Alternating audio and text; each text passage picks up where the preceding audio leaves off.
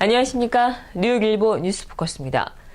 제20대 국회의원 선거 제외 투표가 30일 뉴욕과 뉴저지 필라델피아에서 일제히 시작됐습니다. 투표는 4월 4일까지 진행되고 시간은 오전 8시부터 오후 5시까지입니다. 현재 뉴욕 총영사관 관할 지역 제외 선거인은 6,120명입니다. 제20대 국회의원 제외선거 투표가 이뤄진 첫날 뉴욕의 투표 장소인 플러싱 시캐스를 다녀왔습니다. 오늘부터 재선거 투표가 실시되었습니다. 투표 기간은 오는 4월 4일까지입니다. 투표 시간은 오전 8시부터 오후 5시까지 실시되니까 편리한 시간대에 오셔서 투표에 참여해 주시기 바라겠고요. 그리고 이제 영주권자분들은 반드시 그 영주권 원본을 가져오셔야 됩니다. 영주권 사본을 갖고 오시면 투표에 참여할 수 없으니까 영주권 원본을 가져오시고, 나머지 국외보호자분들은 여권이나 운전면허증, 주민등록증 같은 신분증을 갖고 오시면 투표에 참여할 수 있겠습니다. 오시기 전에 보내드린 재투표 안내문을 꼼꼼히 살펴보셔서 투표에 임해 주시면 편리하게 투표에 참여할 수 있겠습니다.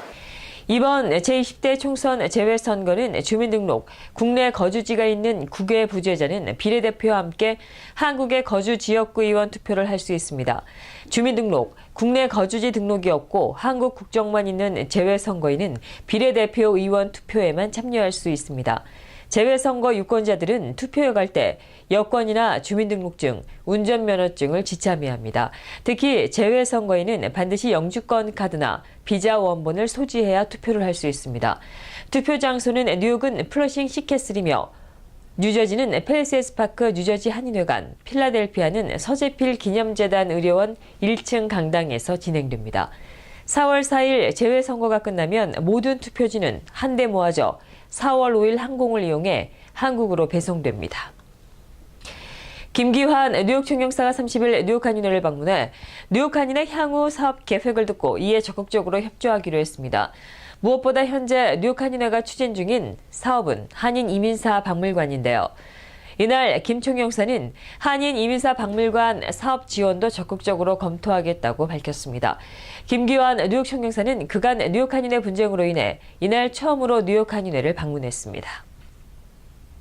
그래서 제일 먼저 가보고 싶었던 데가 여기 한인회관, 뉴욕 한인회였는데, 불행히도 제가 그게 오늘에야 이제 제가 방문하는 그런 날이 됐습니다. 그래서 그동안 하여간 여러 가지 곡절은 있었는데, 우리 김민선 회장님께서 하여간 역시 그 법원의 결정도 역시 훌륭하게 이루어진 것 같고, 그동안에 역대 회장단에 대해서도 노고가 크셨던 걸로 생각을 합니다. 그래서 그동안 2년 임기입니다만 1년이 조금 이런 좀 내부적인 혼란에 의해서 좀 그냥 지나갔는데, 앞으로 1년은 우리 김민선 회장님이 2배로 하실 거라고 생각이 됩니다. 그래서 저희가 총영사관도 한인회 회장이 첫 번째 파트너고, 저희가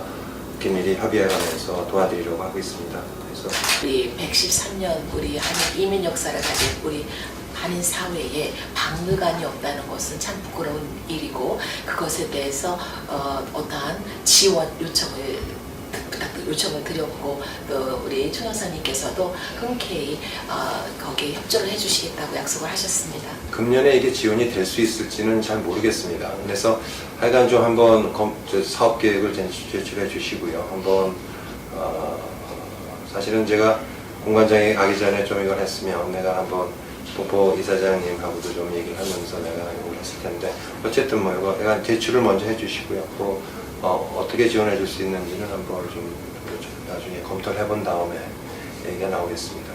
이게 이제 그동안에 이제 점점 밝혀지고 있습니다만, 지난 1년간에도 여러 가지 설들이 많았죠. 그래서 사실은 이게 장기 리스로 된다는 거가 좀 안타깝다라는 그런 느낌을 좀 갖고 있었어요. 근데 그게 현실화되니까 조금 여러 가지로 좀 이걸 잘 슬기롭게 정리를 해야 된다 하는 생각이 들고요. 우리 회장님께서 지금 그거에 대해서 굉장히 아주 집중적으로 좀 보고 계신 것 같고 전직 회장단에서도 이 문제에 대해서 굉장히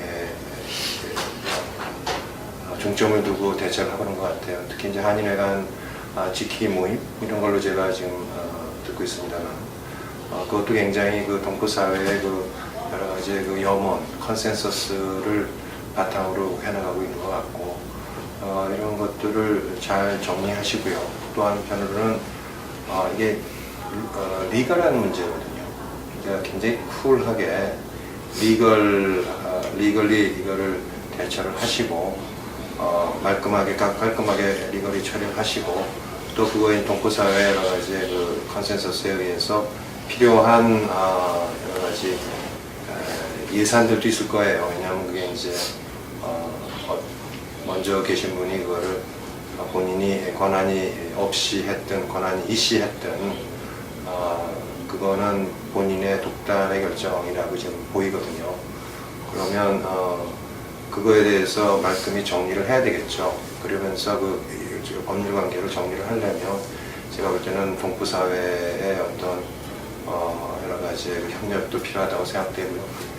뉴욕주의 규정에 대해서 잘 알고 계시고 그래서 우선 뉴욕주의 그 비영리 단체니까 뉴욕주의 그 법률 법규에 따라서 이 문제가 좀 리걸리 클리어되고 관련된 책임이 있는 부분에 대해서는 관련되는 분들이 책임을 져야 될 거라고 생각되고요. 제일 중요한 거는 한인회관을 지켜야 된다 하는 거죠. 미 공화당 대선 선두주자인 도널드 트럼프가 한일 핵무장 용인 발언이 점점 도를 더해가고 있습니다. 미국에게는 더는 재정 여력이 없는 만큼 일본과 한국이 핵무장을 통해 스스로 방어 능력을 키우거나 아니면 미국에 방위비를 더 내라는 주장을 노골적으로 펼치고 있습니다. 트럼프는 29일 저녁 위스콘신주 밀위키에서 진행된 CNN 주최 타운홀 미팅에 참석해 한국과 일본의 핵무장을 용인할 수 있다는 입장을 재확인하며 솔직히 이제는 정책을 바꿔야 할 때라고 말했습니다. 트럼프는 북한도 파키스탄도 중국도 이미 핵무기를 갖고 있고 이란도 10년 내 핵무기를 가질 것이라며 일정한 시점에서 일본과 한국이 북한의 미치광이 짓에 맞서 스스로를 보호할 수 있다면 미국의 형편이 더 나아질 것이라고 주장했습니다. 트럼프는 이어 우리는 일본과 한국을 비롯한 동맹들의 방위를 더 이상 재정적으로 뒷받침할 수 없다며 우리는 이들 국가를 군사적으로 엄청나게 지원하고 있지만 이들 국가가 부담하는 비용은 극히 일부분이라고 거듭 주장했습니다. 신종 플루를 비롯해 거의 모든 종류의 독감에 듣는 백신이 동물 실험에서 성공적인 결과를 나타냈습니다. 이는 해마다 어떤 변종이 특정 지역에서 유행할 것인지를 예측하고 그에 맞는 백신을 만들어 접종하는 번거로움이 조만간 사라질 전망입니다. 미 조지아 대학과 프랑스에 본부를 둔 다국적인 제약기업인 사노피의 자회사 사노피 파스테르 공동연구팀은 이른바 신종 플루를 포함해 여러 변종 독감 바이러스에 듣는 백신들의 쥐접종 결과를 최근 미 바이러스 학회지에 실었습니다. 공동연구진을 이끈 테드로스 조지아 대학 백신 및 면역센터 소장은 우리가 개발한 것은 한 번 접종으로 종류가 다른 여러 H1N1 바이러스에 면역이 생기게 하는 것이라며 앞으로 연구를 더 해야 하지만 광범위 교차 보호 백신이 기존 인플루엔자 백신을 대체할 수 있을 것이라고 말했습니다. 연구팀은 30일부터 사흘 동안 워싱턴에서 열리는 세계 백신 총회 2016 미국에서 이 데이터들을 공개합니다. 이상으로 뉴스포커스를 모두 마치겠습니다. 시청해주신 여러분 고맙습니다.